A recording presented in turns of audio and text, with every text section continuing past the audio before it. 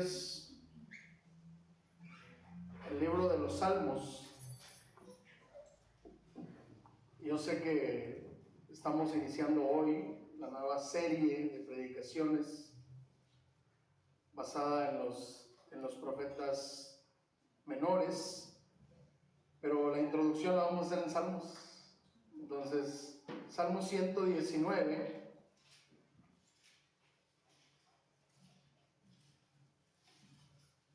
Salmo 119, versículos del 75 al 78.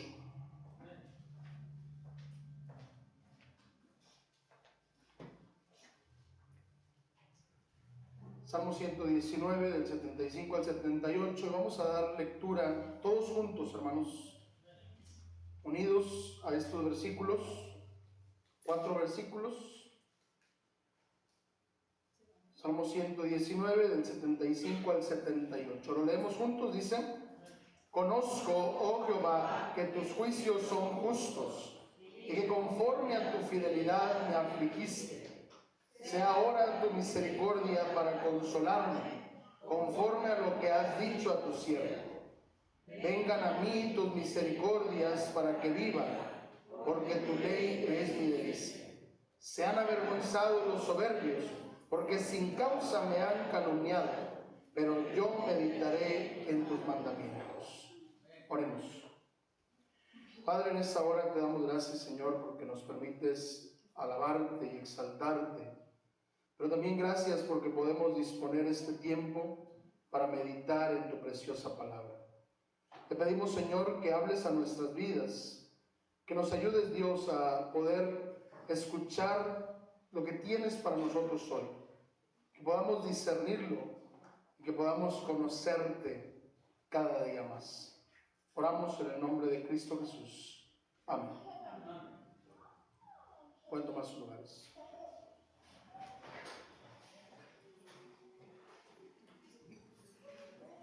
Las aflicciones en la vida del cristiano no solo son inevitables, sino que además cumplen un propósito en el perfecto plan de Dios. Ya hemos oído en diferentes oportunidades a los escritores del Nuevo Testamento afirmar tal cosa. Por ejemplo, Santiago nos invita a estar gozosos en medio de las pruebas, conscientes del resultado que tendremos. También el apóstol Pablo, en un mismo tono, nos exhorta a estar firmes en medio de la aflicción, glorificando a Dios mientras atravesamos esas dificultades. Ahora podremos escuchar las voces del Antiguo Testamento afirmando que Dios es justo, fiel y misericordioso. Y tal vez al pensar que vamos a escuchar a los profetas decir que Dios es fiel, que Dios es justo, que Dios es grande en misericordia, podamos pensar que ellos conocieron estos maravillosos atributos de Dios en tiempos de bonanza y prosperidad. Pero no es así. Lo que veremos hoy y durante los próximos meses es que incluso en momentos de dolor y aflicción podemos reconocer que Dios es fiel y verdadero. Con el sermón de hoy lo que pretendo es establecer los conceptos de justicia y fidelidad como atributos de Dios, animándonos unos a otros a adorar a Dios, reconociendo su misericordia para con nosotros. Al mismo tiempo, como ya lo dije, este sermón es la introducción a la nueva serie de sermones que hemos titulado 12 testigos de la justicia y la fidelidad de Dios, en la cual estaremos analizando los 12 libros de los llamados profetas menores. Tengo que reconocer que estoy emocionado. Tengo expectativas de lo que Dios hará con nosotros como iglesia en estos próximos meses. mientras nos enfocamos en admirarlo a Él, en reconocerlo a Él, en adorarlo a Él, con reverencia por su justicia y su fidelidad. En el pasaje que tenemos delante de nosotros para considerar hoy, el salmista lo primero que reconoce es que Dios es justo. Dice el versículo 75, conozco, oh Jehová, que tus juicios son justos. Por supuesto que esta conclusión no es fácil de concretar y mucho menos de asimilar. Pero déjeme decirle algo, el salmista ha llegado a concluir que Dios es justo después de mirar con atención la bendita palabra de Dios. El salmista se ha deleitado en la instrucción divina, ha meditado en la palabra de Dios y esto lo ha llevado a reconocer de manera sabia y piadosa que aún en los momentos de dificultad para nosotros, Dios es justo. Muchos de nosotros, cuando enfrentamos momentos de dolor, de dificultad, cuando atravesamos tiempos de sufrimiento, lo primero que hacemos es levantar la mirada al cielo para reclamarle a Dios, ¿por qué me está pasando esto? ¿No es cierto? Pero fíjese, cuando hacemos eso, cuando estamos en momentos de dolor y le reclamamos a Dios, ¿por qué me permites pasar por esto? Es como si estuviéramos diciendo, Señor, yo soy bueno, yo soy justo. Y al mismo tiempo estamos señalando a Dios como injusto. Y eso, mis amados hermanos, es una blasfemia. Dios no es injusto nunca. Dios es justo en esencia. Es decir, Él es justo en su carácter. Dios no puede hacer nada injusto porque en Él mismo no hay ni un vestigio de injusticia. Dios no puede obrar injustamente porque Él es justo. Así que olvídese por completo de esas teologías modernas que le invitan a reclamarle a Dios. No podemos reclamarle nada a Dios. Ni siquiera podemos usar esa palabra como pretexto para decir, voy a reclamarle a Dios sus promesas. No. Él es el Rey soberano. Nosotros somos sus súbditos. Y Él, como Rey soberano, es justo. Otros, al enfrentar las aflicciones, tal vez pensando en ser piadosos, se limitan a decir, bueno, Dios tiene el derecho de hacer conmigo como Él quiera. Dios puede hacer con mi vida lo que a Él le plazca. Y déjeme decirle algo, es cierto, Dios es el creador, además es el sustentador de toda la creación. Por lo tanto, sí, sin duda, Dios tiene el derecho de hacer con nosotros lo que bien le parezca. Pero aquí hay un problema. Si solo nos limitamos a decir, bueno, Dios puede hacer lo que Él quiera conmigo, suena más a una resignación. Es como si usted y yo estuviéramos diciendo, bueno, pues que Dios haga lo que Él quiera, pero si yo pudiera, cambiaría mi situación. Sea honesto. ¿Cuántas veces ha pensado así? Pero déjame decirle algo. Eso sigue siendo un enfoque humanista. Seguimos pensando en nosotros, diciendo que no nos merecemos el sufrimiento que estamos atravesando. ¿Ya qué? Si Dios quiere que sufra, sufro, pero yo no quiero. Pero lo que el salmista nos está diciendo es mucho más grande.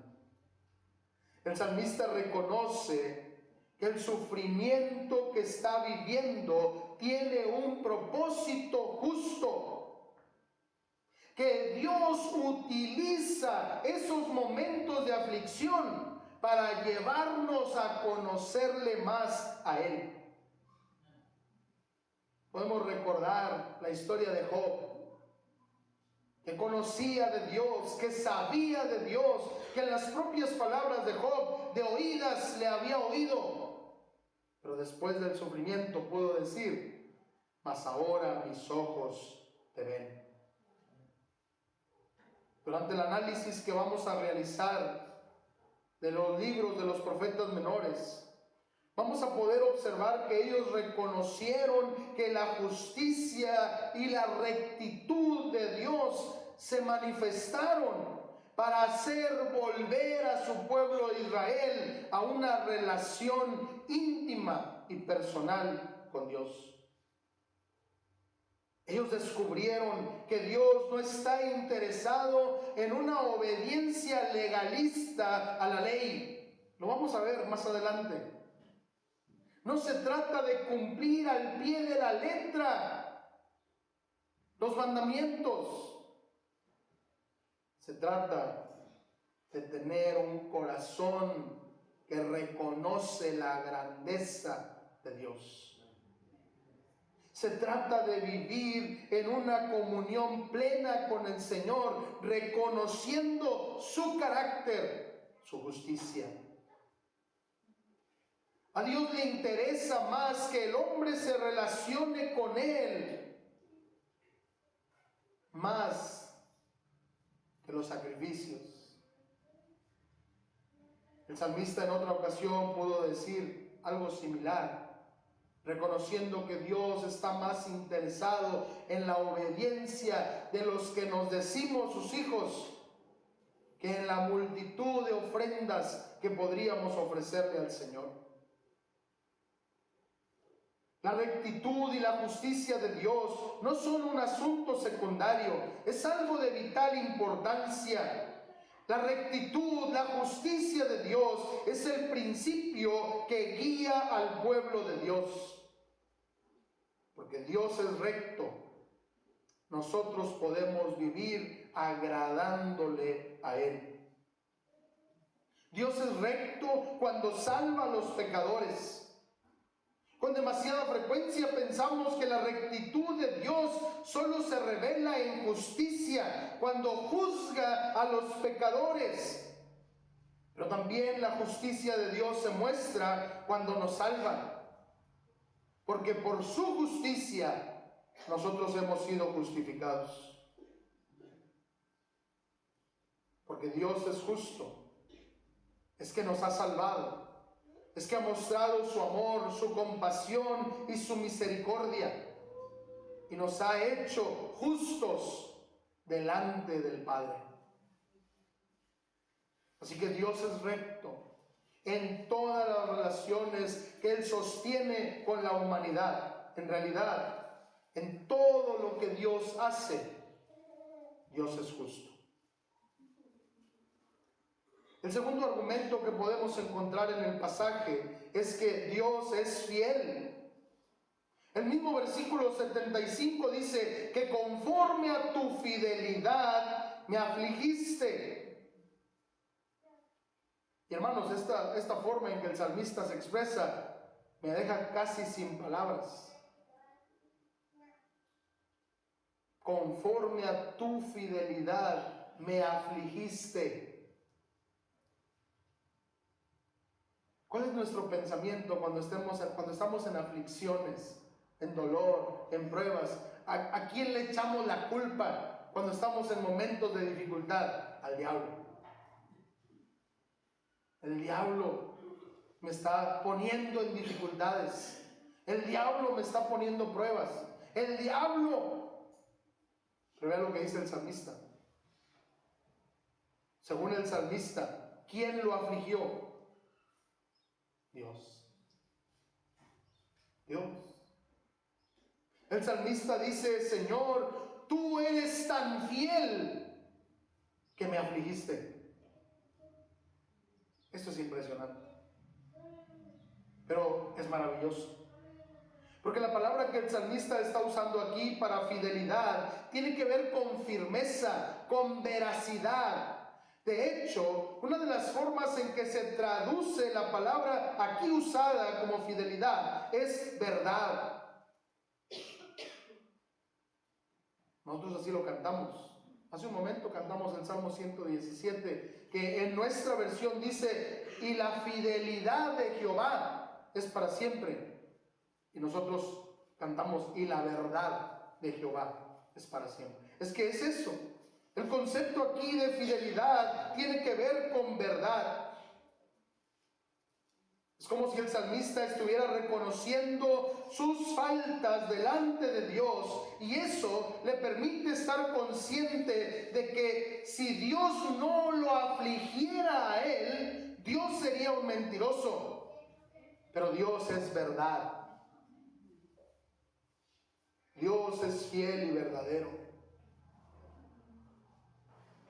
El salmista reconoce que Dios ha afirmado que Él castiga al impío, y el salmista está diciendo, Señor, por tu fidelidad, por tu verdad, por tu firmeza me has afligido. Pero aquí viene lo maravilloso. Esto nos lleva a un nivel de confianza extraordinario. Es como si el salmista estuviera meditando y reflexionando y dijera, bueno, Dios ha dicho que castigaría mis maldades y lo ha hecho. Pero un momento, Dios también ha dicho que Él tendría misericordia de mí. Y como Él es fiel, puedo estar seguro de que Dios siempre cumple sus promesas. ¿A poco no es esto hermoso? Dios es fiel. De hecho, nuestras aflicciones son evidencia de su fidelidad, de su firmeza. Él no cambia. La fidelidad de Dios significa que Él es inmutable en su naturaleza, en su esencia. Dios es fiel. Él es fiel a su palabra, y Él prometió salvar a su pueblo y mantendrá sus promesas para siempre.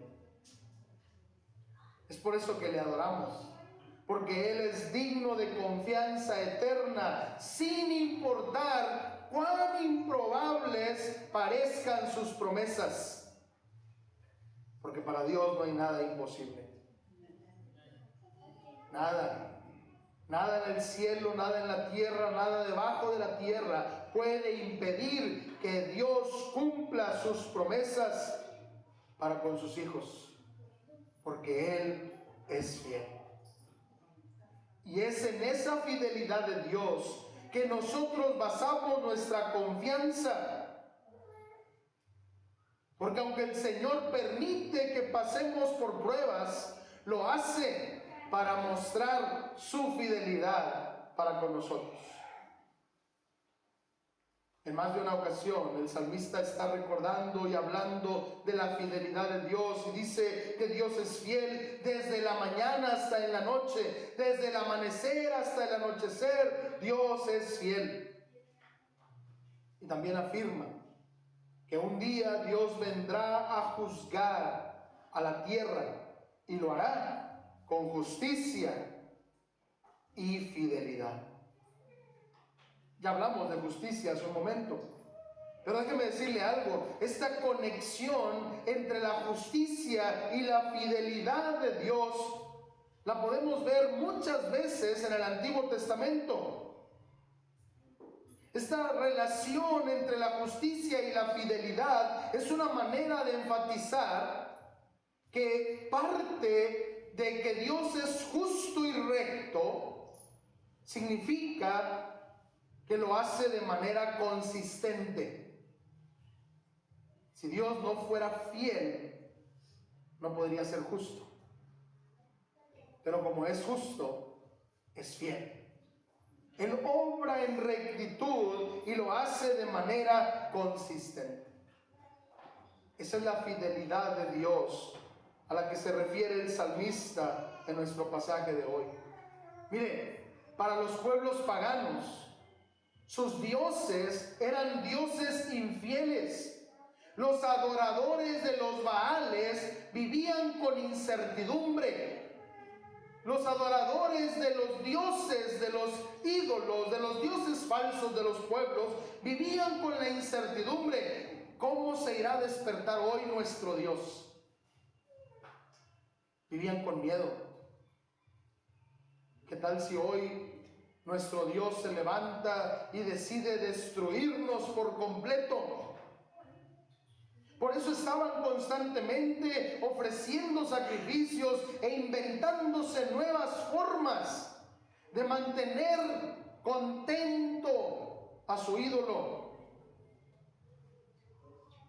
Porque vivían en un estado de incertidumbre terrible.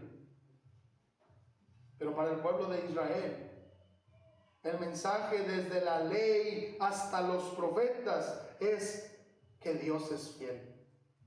No tienes por qué vivir con miedo de lo que Dios hará, porque Él siempre hará lo mejor para sus hijos. Lo que el Señor espera de nosotros es que alineemos nuestra vida con sus propósitos. Y mientras vayamos analizando los escritos proféticos, podremos observar que incluso mientras el pueblo está viviendo un castigo, como cuando fueron llevados al exilio en Babilonia, merecían ese castigo. Fue justo Dios al castigarlos porque ellos quebraron el pacto.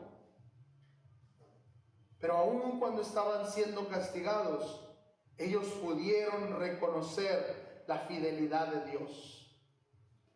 Porque cuando ellos quebraron el pacto, Dios ya no estaba obligado a cumplir con su parte del pacto, pero Dios es fiel.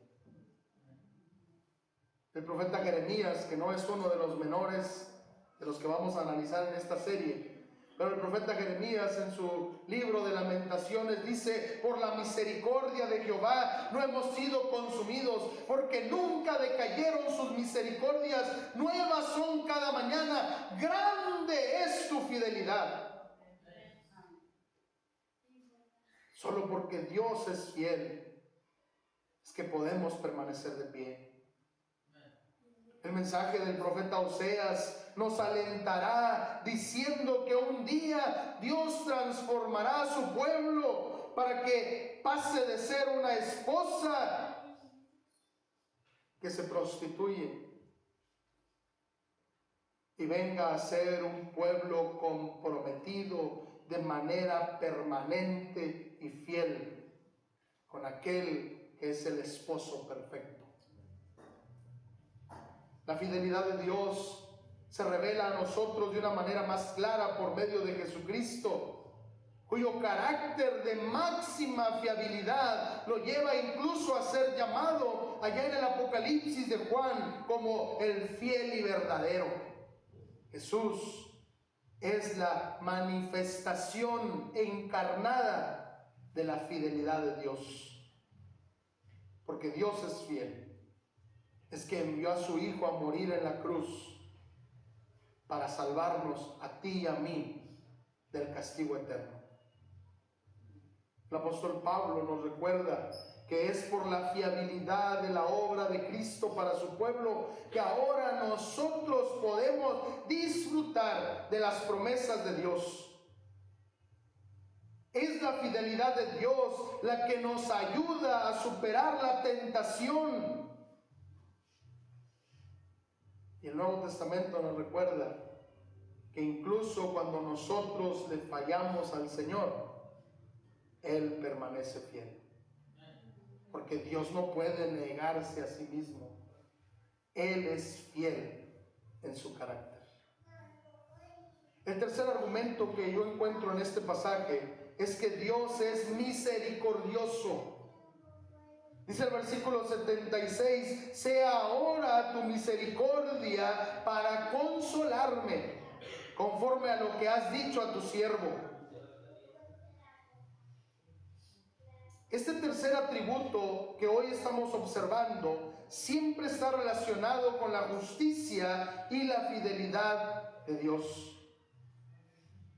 Cuando las Escrituras afirman que Dios es misericordioso, están tratando de comunicar que el Dios vivo al que adoramos expresa su compasión, su amor constante y su bondad inagotable para con su pueblo. De hecho, uno de los términos más utilizados para hablar de la misericordia también puede ser traducido como fidelidad en el amor. Cuando Israel rompió el pacto con Dios, cuando Israel rompió la alianza, el compromiso que tenía con Dios, Dios no rompió su pacto con el pueblo, porque Dios no puede negarse a sí mismo. Dios sigue amando a su pueblo y lo sigue ayudando a pesar de la conducta pecaminosa de ellos. Porque el amor de Dios, la misericordia de Dios, no brota de las acciones de su pueblo, sino de su propio carácter. Dios actúa con bondad, no por obligación, sino por su amor fiel, que es más fuerte que la traición y el pecado. Cuando nosotros le fallamos al Señor, podemos acercarnos confiando en los méritos de Cristo, sabiendo que nuestro Dios es grande en misericordia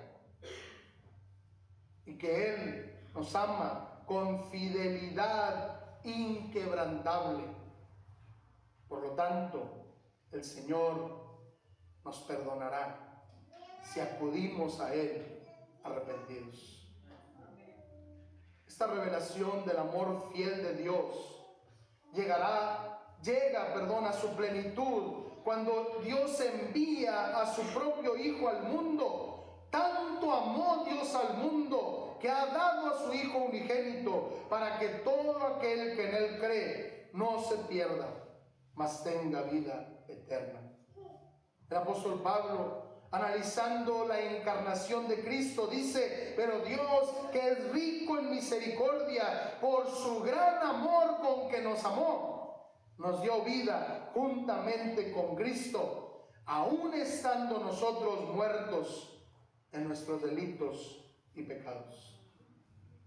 Así que la justicia, la fidelidad y la misericordia de Dios se unen para mostrar el camino a la salvación en Cristo Jesús.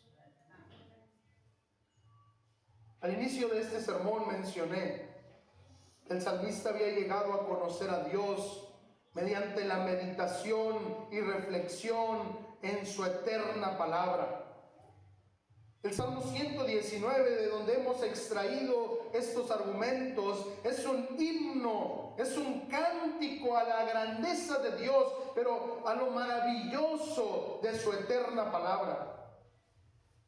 Y precisamente en estos versículos 77 y 78, el salmista afirma primero que él se deleita en la ley de Jehová. Tu ley es mi delicia. Y después se compromete: yo meditaré en tus mandamientos. Y hoy quiero invitarle a usted a hacer precisamente eso. Quiero invitarle a que nos acerquemos a las Escrituras como la delicia que son. Una y otra vez los salmistas nos hablan de que para ellos leer la palabra de Dios es más dulce que la miel. Vamos a acercarnos a la palabra de Dios en los próximos domingos como lo que son, una delicia de la cual podemos extraer alimento espiritual rico. Vamos a disfrutar de la palabra de Dios, reconociendo que a través de ella llegaremos a conocer aún más a Dios como lo que Él es. Ese Dios justo fiel y verdadero y grande en misericordia al que hoy adoramos.